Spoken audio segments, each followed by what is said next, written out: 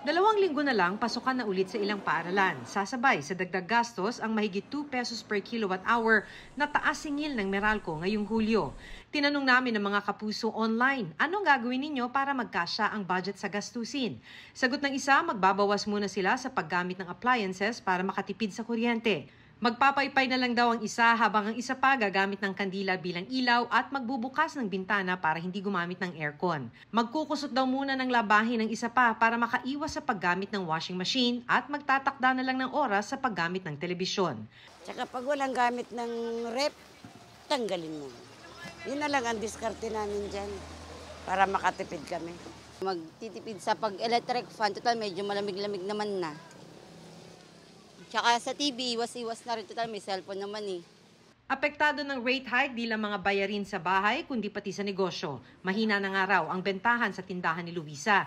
Kumakain pa sa kita niya ang buwan ng Meralco bill na aabot sa 5 hanggang 6,000 pesos. Nag-iisa na lang ang kanyang pwesto mula sa 3 tindahan nila bago ang COVID pandemic. Dahil masyadong malaki nga po ang nakukuha ng kuryente.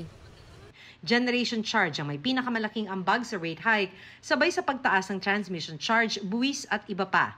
Dahil dyan, ang kabuang electricity rate ngayong Hulyo tumaas sa 11 pesos and 60 centavos mula sa 9 pesos and 45 centavos noong Hunyo. Sabi ng Meralco, bumaba lang naman ang June billing dahil sa utos ng Energy Regulatory Commission na gawing 4 na buwang installment ang dapat sana'y taas singil noong Hunyo. Kaya para sa July billing, babayaran din ang deferred payment na 77 centavos per kilowatt hour na ikakarga sa electric bill kada buwan mula Hunyo hanggang Setyembre.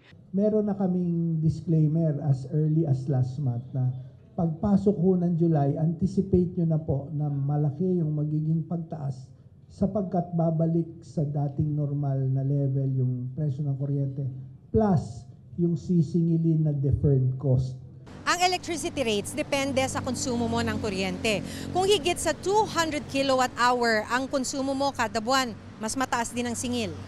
430 pesos ang dagdag na babayaran sa electric bill ng mga kumukonsumo ng 200 kilowatt hour kada buwan.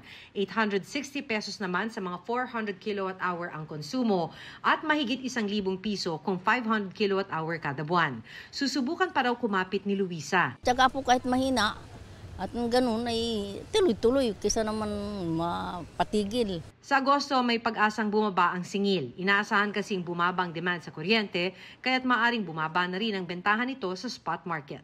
Para sa GMA Integrated News, Maki Pulido, ang inyong saksi.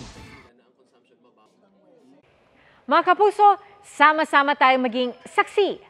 Mag-subscribe sa GMA Integrated News sa YouTube at para sa mga kapuso abroad, samahan niyo kami sa GMA Pinoy TV at sa www.gmanews.tv.